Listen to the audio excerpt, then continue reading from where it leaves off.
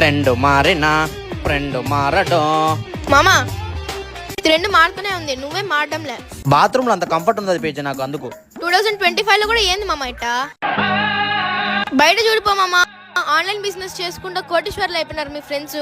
నువ్వేమో ట్రెండ్ మారినా నేను మారని అనుకుంటా కూర్చున్నావు. పెద్దలు చెప్పిందే కదా పేక్షి, చదువుకో, జాబ్ తెచ్చుకో, పెళ్లి చేసుకో, సంతోషంగా ఉండని చెప్పేసి.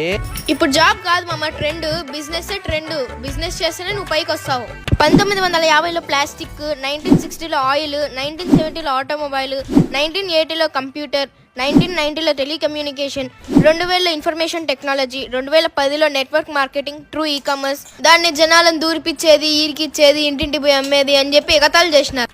ఇప్పుడు కోట్ల సంపాదిస్తున్నారు వాళ్ళు. ఇప్పుడు ట్రెండ్ ఏందో తెలుసా? Direct selling. ఈ మాట నేను చెప్పడంలే, పెద్ద పెద్ద బిజినెస్ అనాలిస్ట్, సెలబ్రిటీస్, సీఎంలు, పిఎంలే చెప్తున్నారు.